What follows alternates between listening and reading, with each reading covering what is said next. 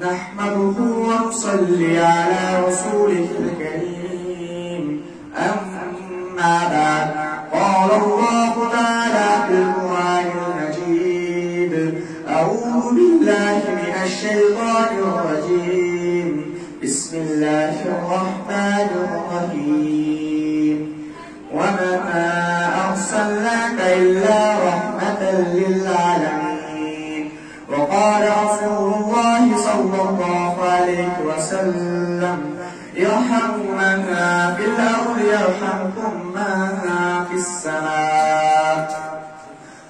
محترم أساتذة الكرام، عزيزي الطلبة والمعزز السامعين الكرام، السلام عليكم ورحمة الله وبركاته.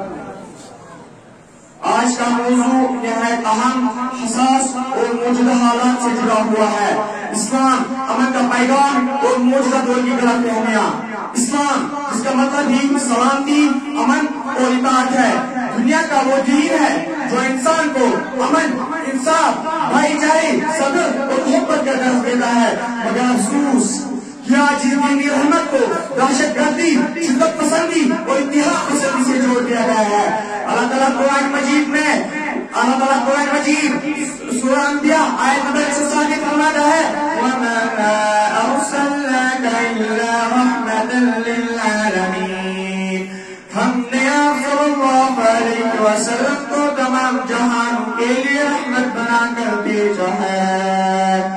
اللہ تعالیٰ نے قرآن مجید میں ایک اور جگہ سورہ بقرہ آیت نمبر 190 میں فرمایا لَا تَعْتَذِرُوا إِنَّ اللَّهَ لَا يُحِبُّ الْمُعْتَدِينَ۔ ذاتی نہ کرو، بے شک اللہ تعالیٰ ذاتی کرنے والوں کو پسند نہیں کرتا۔ رسول اللہ صلی اللہ علیہ وسلم نے فرمایا المسلم من سلم المسلمون من لسانه ويده۔ مسلمان وہ ہے جس کی زبان اور ہاتھ سے دوسرے مسلمان محفوظ ہے۔ حضور پاک صلی اللہ علیہ وسلم نے ایک اور جگہ پر فرمایا یرحموا من فی الارض یرحمکم من فی السماء۔ تم زمین والوں پر رحم کرو، آسمان والا تم پر رحم فرمائے گا۔ فتح مکہ کے دن وہ دشمن جنہوں نے حضور پاک صلی اللہ علیہ وسلم پر ظلم کیے، قتل کے منصوبے بنائے، گھر سے نکالا، ان سب کو مار کر کے آپ صلی اللہ علیہ وسلم نے فرمایا لا تثریب علیکم اليوم اذهبوا فانتم الطلقاء۔ آج تم پر کوئی گرفت نہیں، جاؤ تم سب آزاد ہو۔ یہ صرف معافی نہ تھی، یہ امن کا پیغام تھا۔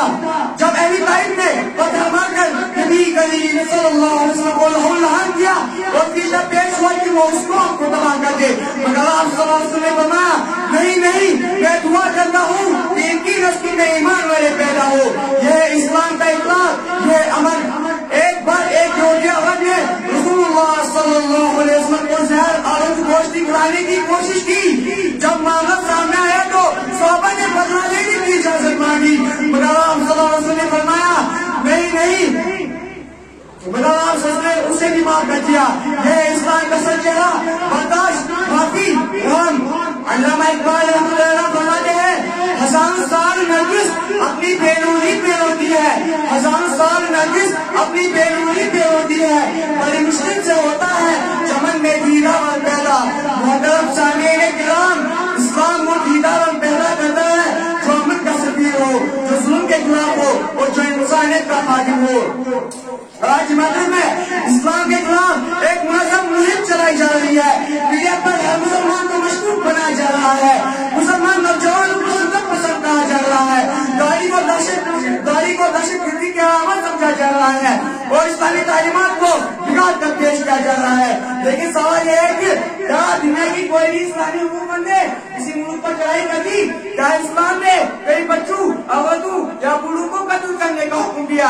نہیں نہیں، اسلام نے ہمیشہ عدل و انصاف کا علم دیا کیا۔ اصل مسئلہ کیا ہے؟ اصل مسئلہ یہ ہے کہ اسلام دشمن عناصر کو اسلام کی حقانیت سے خوف ہے۔